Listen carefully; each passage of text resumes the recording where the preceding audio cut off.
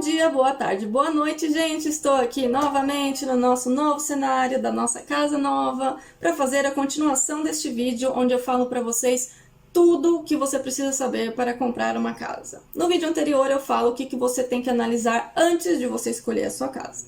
E agora eu vou falar sobre assim que você escolheu a sua casa, quais os custos e as burocracias que você precisa estar preparado para tal. Então, obviamente, a primeira coisa, savings, poupança, dinheiro que você vai guardar para dar de entrada. Segunda coisa, ainda relacionada com esse mesmo assunto de savings. Eu não sei como tá agora, tá? Eu acho que isso acabou, mas eu imagino que deve ter outros tipos ou no futuro isso vai voltar, então sempre pergunte no seu banco. O que a gente fez faz alguns anos e eu aconselho vocês já começar a fazer isso assim que vocês tiverem uma conta. É o seguinte, aqui tem uma poupança que chama ISA. No nosso caso, a gente fez o Help to Buy ISA. Que é o quê? Você vai pondo dinheiro nessa poupança e você só pode retirar o dinheiro dessa poupança para comprar a sua casa. Mas aí quando você retirar esse dinheiro para comprar a sua casa, essa poupança vai render 25% do que você tiver nela. O governo vai te gerar esse bônus para ajudar na entrada da sua casa. Eu acho que o Help to Buy ISA não tem mais, mas eu acho que o Lifetime ISA ainda existe. E eu acho que você também pode usar ele para essas duas funções, ou para comprar uma casa ou depois para se aposentar. Eu acho que é isso. Eu não sei também se são os mesmos valores, mas sempre pergunta no seu banco quais as opções de poupança que você pode fazer para comprar a sua casa. Então, assim que você já começar a conseguir juntar um dinheiro, já faz isso. Porque esse tipo de poupança você só pode pôr uma certa quantidade no mês. Então, quanto mais meses você perde, menos dinheiro você tem para gerar esse bônus. Então, quanto antes você fizer, melhor. Lembrei que de mais um detalhe enquanto eu tava lavando louça, coloque o valor para cair nessa poupança em débito direto. O Wesley, em vez de débito direto, ele ia colocando todo mês e teve 2 meses aí que a gente ficou muito atarefado e ele esqueceu de depositar. O depósito limite era 200 por mês, 25% de 250. 2 meses a gente perdendo essa brincadeira 100 libras que a gente poderia ter ganhado de bônus no final. Se vocês viram os nossos vídeos anteriores, com 100 libras dá pra comprar muita coisa pra casa. Então fica a dica e não se esqueçam de depositar todo mês nessa poupança. Daí o primeiro cálculo que você tem que fazer para saber qual valor de casa que você pode conseguir comprar é o seguinte: os lugares que fazem financiamento, eles geralmente te emprestam no máximo 4,5 vezes o valor do seu salário anual. Isso talvez varie um pouquinho para mais, para menos,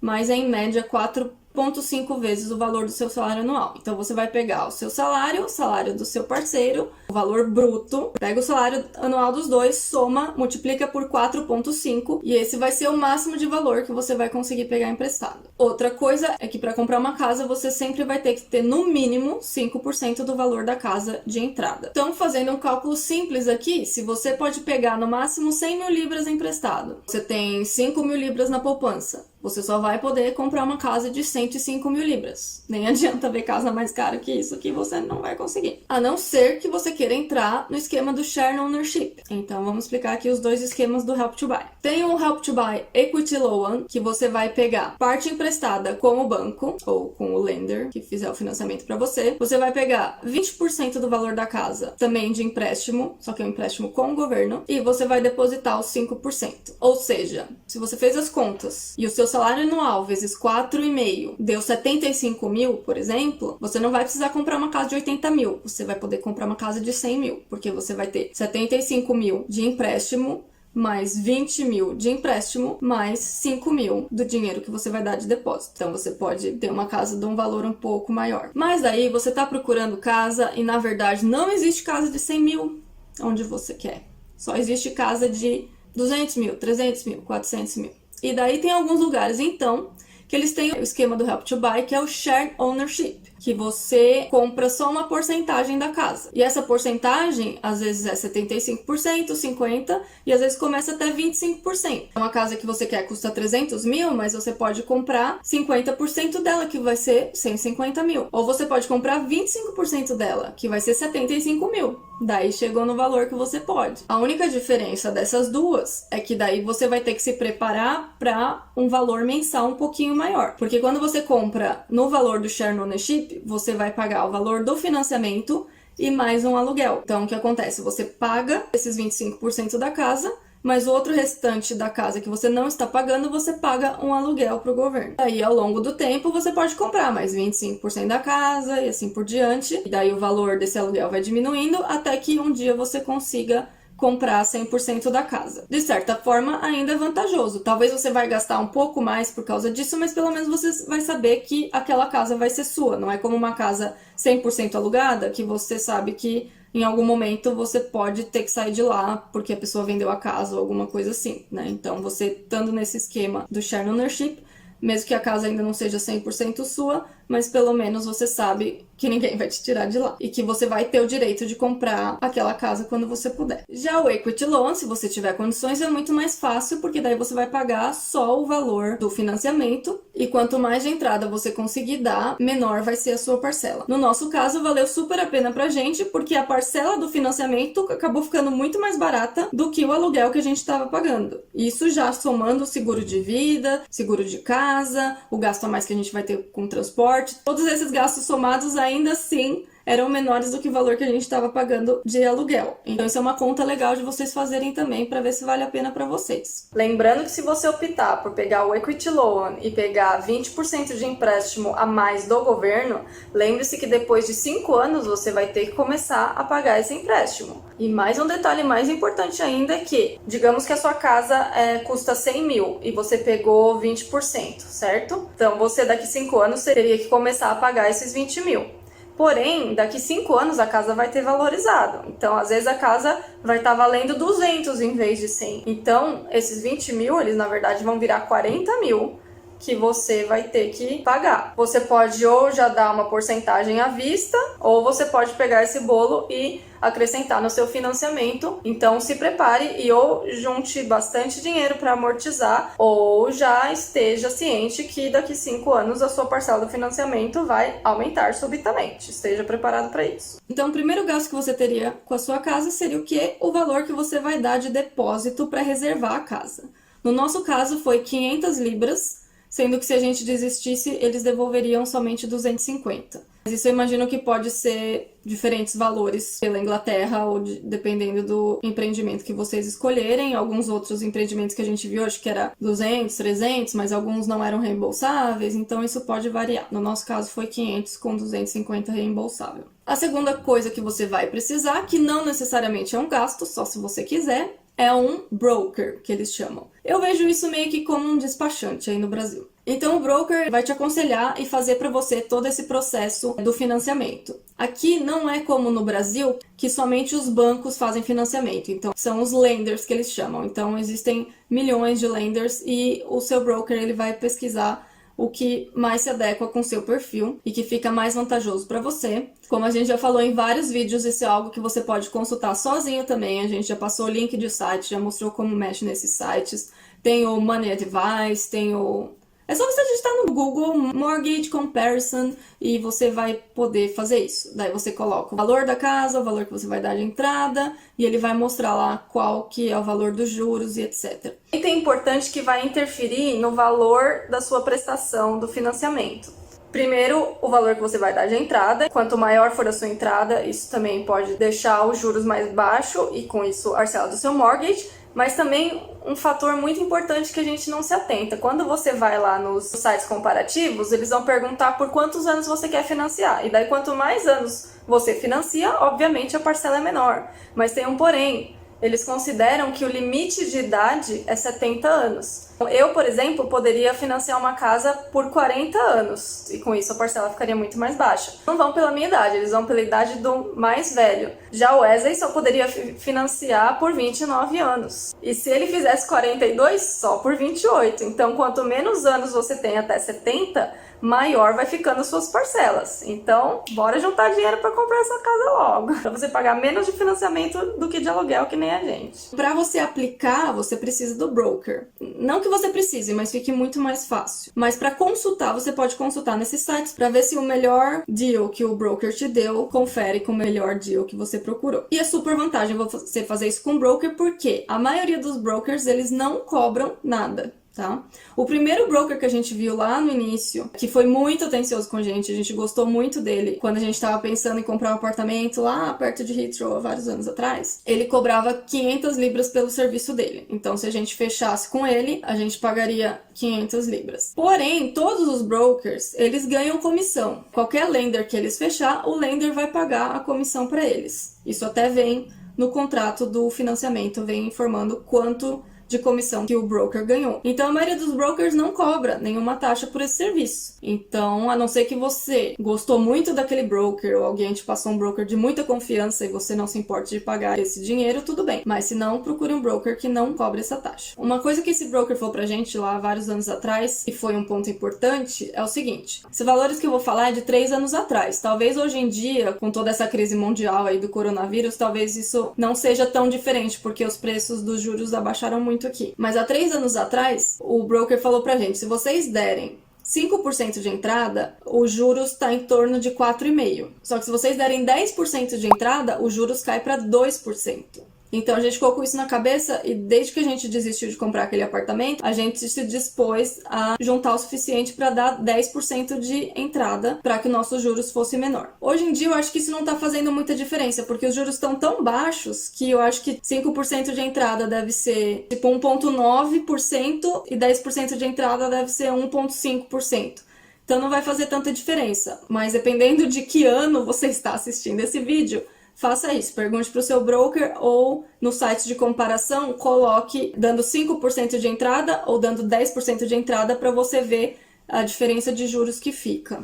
Desculpa aí, gente, tá acabando a bateria do meu celular, eu vou ter que pôr no carregador, mas eu tenho que terminar de gravar esse vídeo hoje, então continuamos aqui mesmo. Outra coisa que é legal de vocês saberem também, quando vocês estiverem no site comparativo e ele der para vocês as primeiras opções com os melhores juros, e o seu broker não te dá essas opções, você vai achar estranho e falar, por que ele não me deu essas opções? E daí você pergunta pra ele pra confirmar, mas provavelmente ele vai te falar o seguinte, esses bancos aqui primeiro, que eu acho que é, por exemplo, HSBC, então assim, alguns lenders, eles só fazem financiamento pra quem é britânico, alguns lenders, eles só fazem financiamento pra quem dá um depósito a partir de 35% do valor da casa, então às vezes esses primeiros que vão aparecer com melhor juros, eles não necessariamente vão se enquadrar no seu perfil. Quando você fechar o financiamento, provavelmente esse financiamento vai ter uma taxa de um survey que eles fazem. Alguns, eles colocam essa taxa como survey, outros eles colocam conveyancer, eu não sei como pronunciar essa palavra, que eu acho que é a pessoa que vai fazer esse survey, que é basicamente eles vão analisar se a casa está sendo vendida com o valor que ela realmente vale, de acordo com o mercado. Então você tem que ver também a melhor opção para você. Alguns lenders eu acho que não cobram essa taxa, o que a gente pagou foi 200, talvez tenha algo mais caro, mas isso você vai avaliar de acordo com os juros, o que vale mais a pena para você. Outra coisa que você vai escolher também no seu financiamento é o seguinte, se você quer uma taxa fixa por 2, 3 ou 5 anos e você paga por esse plano. Pelo que a gente viu, a maioria dos lenders, eles cobravam 1.000 libras por esse plano, mas você poderia escolher pagar isso à vista ou adicionar essas 1.000 libras no seu financiamento e pagar com as suas parcelas. Mas tomem cuidado para vocês não se enganarem com isso, porque esse produto, ele inclui o limite que você pode pegar de financiamento. Então, o que a gente achava? Vou dar um valor de exemplo aqui. Então, digamos que você pegou lá o seu salário, fez vezes 4,5 e você sabe que o máximo que você pode pegar emprestado é 100 mil. O que a gente pensou? A gente tem que pagar 1.000 de produto, então o nosso financiamento vai ser 101 mil. Mas, na verdade, isso não pode, porque se o seu limite é 100 mil, é contando com esse 1.000 do produto. Então, se você tá pegando 100 mil de empréstimo e pretende dar 5 mil de entrada, na verdade você não pode pegar 101 e dar 5, você tem que pegar 100 e dar 6 de entrada, se é que deu pra entender. Daí vocês perguntam, mas eu tenho mesmo que fazer esse plano? Na verdade você não tem, mas os juros ficam muito menores se você faz esse plano. Se eu não me engano, atualmente a taxa variável é em torno de 4,2%. E se você pegar esses planos, você vai ter uma taxa menor de 2%. Atualmente. Mas quando for o momento de você comprar, você questione e pesquise quanto que tá sendo no momento. E é aquela, né? Daí você não vai ter aquela estabilidade do que você vai pagar mensalmente. Pode ser que você pague muito a menos, pode ser que aconteça alguma coisa economicamente que você vai ter que pagar um valor aí no mês que você não tá esperando. Então a gente sempre aconselha vocês a fazerem os produtos. E não fiquem com medo, porque quando você vê lá o produto e você vê a estimativa de todo o seu financiamento, o que eles falam? Por exemplo, você escolheu um produto de 2 anos. Ele fala, você vai pagar 2% de taxa nos primeiros 2 anos e depois vai aumentar para 4,5%. E daí você acha que isso não vale a pena para você, que vai ficar muito caro, que você vai pagar muito de juros. Mas não é assim que funciona. Aqui não é igual no Brasil, que você vai ficar com o mesmo banco financiando até o final do seu financiamento. Não. Aqui é igual a conta de luz e energia. Sempre que você fecha um plano, você pode sempre mudar para outro prestador desse serviço que vai sempre te fazer uma oferta melhor. Então, independente de você ter selecionado 2, 3 ou 5 anos, quando tiver um mês, sei lá, 2 meses antes de acabar o seu plano, você já pesquisa, você pode fazer o refinanciamento, né, do que te sobrou, e sempre vai ter algum outro lender no mercado que vai te oferecer um outro plano de 2, 3 ou 5 anos, que vai ficar muito mais em conta, e você nunca vai entrar nessa taxa variável, que é o dobro da taxa que você paga. Simples assim. Próximo gasto que você vai ter é com o solicitor, que é como se fosse o advogado que vai fazer a papelada, o contrato, a transferência de bens, de terra e tal, toda essa parte burocrática. No nosso caso, tanto o broker quanto o solicitor, a gente decidiu por pegar o que o próprio empreendimento indicou pra gente. Alguns colegas meus me aconselharam pegar um solicitor à parte, porque o solicitor, ele, além de fazer todo esse trabalho de documentação, ele também vai fazer uma análise do local que você está comprando a casa. Então ele vai analisar se a construção está sendo bem feita, ele vai analisar na área se não tem nenhum perigo de desabamento, de infiltração, de enchente, se não tem nada sendo planejado para construir em volta, por exemplo, vão construir uma avenida gigantesca do lado da sua casa, essas coisas. E o que esses meus colegas me aconselharam foi que, se você pega um solicitor que é ligado com o empreendimento, eles podem passar um pano nessas informações, porque eles estão para despachar logo e fazer o empreendimento vender. Inclusive, uma amiga minha deixou de comprar uma casa por causa disso. Ela disse que o solicitor que ela escolheu achou uns detalhes na casa dela que ela preferiu desistir de comprar. Então ela falou assim, então é melhor fazer com solicitor de confiança. Só que assim, primeiro a gente não tem nenhum solicitor de confiança, né? Segundo, que no nosso contrato estava escrito assim: esses incentivos que a gente vai dar para vocês, eles são válidos se todo o processo da compra da casa for realizado em 28 dias. Então a gente ficou meio assim, daí a gente pega um solicitor ou um broker diferente, daí eles demoram para se comunicar com o empreendimento e daí atrasa o nosso processo, daí eles não vão querer dar os benefícios. Então a gente ficou meio assim, é melhor pegar o que eles indicaram, porque se qualquer coisa der errado, eles não podem falar que a culpa foi nossa. Mas ambos foram muito atenciosos e deu tudo certo. E voltando nesse assunto então dos incentivos, que eu mencionei nos outros vídeos, mas não falei os valores para vocês, então eis os incentivos que eles deram aqui. Um incentivo que eu sei que vários empreendimentos fazem é o seguinte: se você não for first time buyer, não vai usar nenhum esquema desse Help to Buy, tá comprando sua segunda casa, você teria que pagar o Stamp Duty, que é uma taxa super cara, eu não sei quanto por cento do valor da casa que você tem que pagar de taxa para o governo. Então, alguns empreendimentos, eles pagam essa taxa. Então, os outros incentivos que eles deram pra gente foi: primeiro, eles deram 5.000 libras de desconto no valor da casa, e isso pra gente foi perfeito, porque foi isso que fez a gente decidir a compra dessa casa, que era muito mais legal que a outra. A gente tava quase comprando uma casa que ela era semi-detached, né, particulada com outra casa, e não tinha janela no banheiro. Ela já tava com a cor da cozinha e dos azulejos escolhidas, não, a gente não poderia escolher. E ela tinha um quintal muito menor. E a gente tava meio que muito triste com isso, mas era o que o nosso orçamento dava e a gente tava quase fechando essa casa. E quando eles deram a notícia que eles poderiam dar 5.000 de desconto no valor da casa, foi a diferença do valor para essa casa que tem o quintal que é o dobro e que é desconectada das outras casas e que tem uma janela a mais no banheiro, e pra gente foi muito vantajoso. Então, deram esses 5.000 de desconto, eles deram 1.000 libras de ajuda de custo com mudança e 500 libras de ajuda de custo com legal fees, ou seja, com o solicitor. De alguns amigos que a gente conversou, por exemplo, esse solicitor ele vai ter as taxas do serviço dele. Então tem alguns empreendimentos que eles pagam pro solicitor, independente do valor que for. E no nosso caso, eles falaram, a gente dá 500 libras de ajuda de custo, se for mais ou menos, vocês se viram. A mesma coisa com ajuda de mudança. A gente fez tudo por conta própria. A mudança, a gente gastou com o aluguel da van e a gasolina, que não chegou a dar nem 500 libras, e eles deram 1.000 libras de ajuda de custo. Já o solicitor, a gente gastou praticamente 1.500 libras, e eles deram só 500 libras. Então meio que deu elas por elas, né? Essa ajuda de custo acabou suprindo até que tudo que a gente precisou de custo mesmo. Mas lembrem-se que caso vocês não tenham essa ajuda de custo, vocês têm que calcular aí, já pega um papelzinho, vai anotando tudo isso, vocês vão ter que arcar com conta própria o custo que vocês quiserem com a mudança de vocês, então ou contratar uma empresa para fazer a mudança, pesquisa aí quanto que custa, que a gente não faz a menor ideia, ou vocês mesmo. O aluguel da nossa van foi 200 libras por todo o fim de semana, a gente chegou a ver outros lugares que era quase 300. Quando a gente alugou a van de Londres pra cá, foi muito mais caro, acho que foi mais de 400 só o aluguel, porque a gente pegou numa localidade e entregou a van em outra loja deles, então o custo ficou maior. Então pesquisem e coloquem esse gasto no papel. De solicitor, o nosso solicitor fez um orçamento de 1.310 pelo serviço deles. Eu tive amigos que eles pagaram menos, mas quando eu perguntei pro solicitor se era esse preço mesmo e se tudo era necessário, eles falaram que eles poderiam tirar o valor de registro da terra ou de passar a terra pro nosso nome, que a gente poderia fazer com outra pessoa, mas que provavelmente seria muito mais caro, que só isso era 270 libras, mas eles falaram que se fizesse particular seria mais caro. Então a gente teve amigos que pagaram 1.000 e talvez isso foi a parte, a gente tá pagando 1.300 com isso incluso, então acabou que a gente achou um valor justo. Anota aí para somar esse valor nos gastos iniciais. E outra coisa que a gente teve que pagar junto com o depósito foi a taxa administrativa ou de paperwork para imobiliária, que no nosso caso foi 180 libras. Mas esse valor já vai estar descrito no seu contrato, então você pergunta ou lê o contrato e já anota esse gasto também.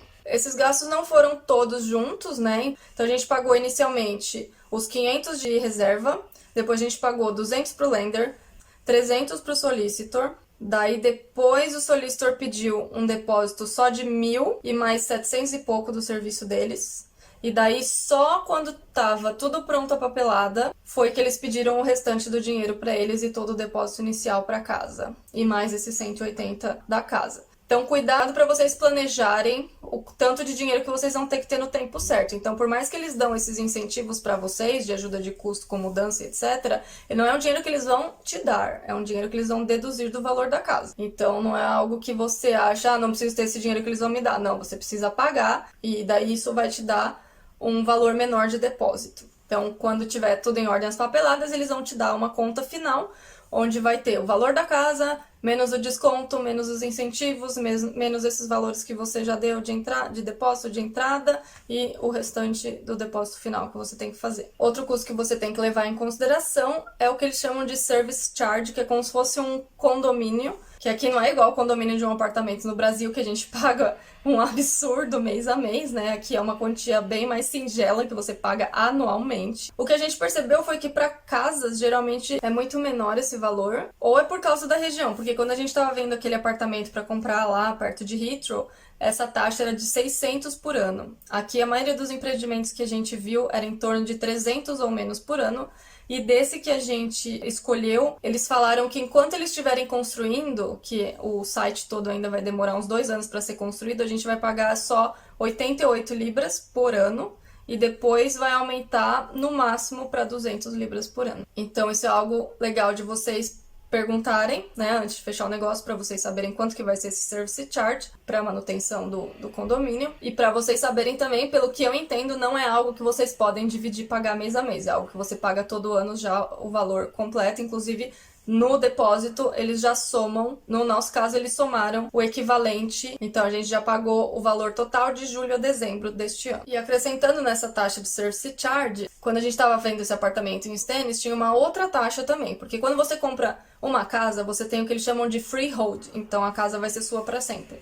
Quando você compra apartamento, geralmente é sempre leasehold, porque você é o dono do apartamento, mas não o dono da terra e do building do apartamento. Então, caso você não esteja comprando casa, esteja comprando apartamento, fique muito atento a isso, porque tem alguns apartamentos que esse lease é tipo de 1000 anos, então você não vai ter que se preocupar com isso, mas tem alguns que eles podem ter um leasehold de só 100 anos, 80 anos, ainda mais se for usado, pode ter um lease que tá terminando, e daí vai ficar chato que você não vai meio que poder passar para os seus filhos, ou se você quiser vender, vai ser difícil alguém querer comprar, ou vai desvalorizar muito, e por conta de ser leasehold, você então também paga essa taxa, digamos que administrativa, esta terra e este building onde o seu apartamento está inserido. Então, esse valor anual do service charge ele vai ter a soma dessa outra taxa anual. Então, pergunte também no development onde você está pesquisando qual será essa taxa caso você esteja comprando um apartamento e quantos anos que ele tem de lease. Então, eu acredito que são esses todos os possíveis gastos que vocês vão ter, pelo menos esses foi o que a gente teve. Coloque tudo isso na ponta do lápis e não se esqueça de mais uma coisa. Além do valor que você tem na poupança para o depósito, além de todos esses gastos com taxas e burocracias,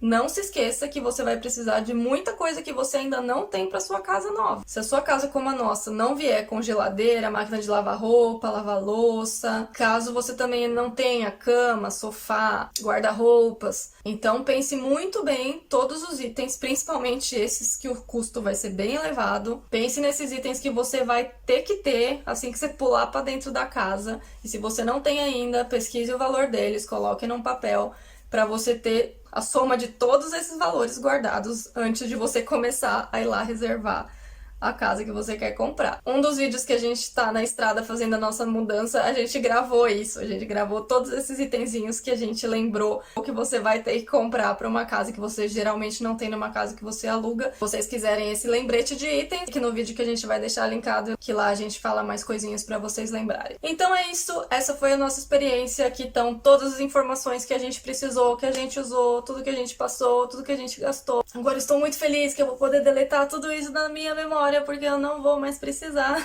E daí, daqui uns 10 anos, quando eu estiver comprando uma casa muito maior e muito mais legal, a gente volta a ver esse vídeo pra relembrar de tudo isso que a gente vai precisar pra comprar uma segunda casa. Espero que eu tenha ajudado você que tá aí pensando em comprar uma casa aqui e que facilite muito a sua vida e que seja muito mais fácil pra você do que foi pra gente. Continue acompanhando os vídeos, se inscreve no canal, ativa o sininho para as notificações, essas coisas que vocês já sabem, né? É isso aí, gente. Até a próxima.